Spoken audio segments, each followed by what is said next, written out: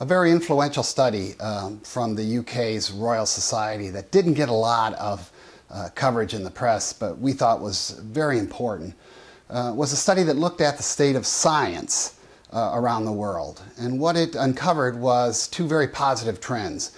One, the amount of global spending on science around the world increased by almost half across the last decade, and the publication of scientific papers increased by almost half. Now, still the bulk of the spending comes from the major powers like France, Britain, Germany, Japan, the United States. They're still about 60% of the spending, but their share of the production of papers, the publication of papers, dropped from about 55% to 45%, meaning more dispersion of scientific pursuit to emerging and frontier economies. And in effect, meaning that we're getting more science for less money. Another very positive development cited by the research, if you go back to the mid-1990s, only about a quarter of papers that were published featured authors from more than one country. When you look now, it's more like 35, 36, 37%.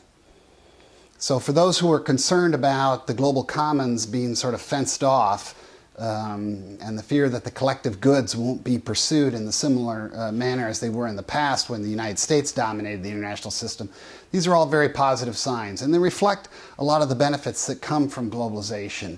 The reduction in the cost of communications, the improvement of communications, the spread of communications, the reduction in the cost of travel, the rise of multinational corporations, and the reduction in the barriers between countries in terms of technology sharing.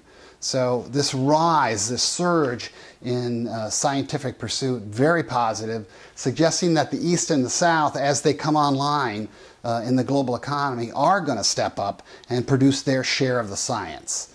Though we add some caveats to this overall positive development, as you get more countries involved in the pursuit of global solutions for global problems, you are necessarily going to run into more politicized science, and we've seen that in the global climate change sphere. There's also the danger that as you seek solutions on a global scale, there may be less focus on the basic science that undergirds all this. Also, when you see a shift to non-Western scientific communities, and here's a positive one, you do see a shift more to non-Western problems.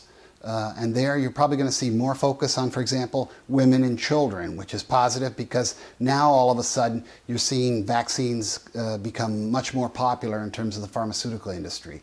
So overall, very positive, but it does make for a more complex mix in terms of the scientific community and its pursuits. And we argue that you need to see the major economies still put a certain share towards basic research to make sure that that undergirding effort doesn't get lost as things become more connected and more complex.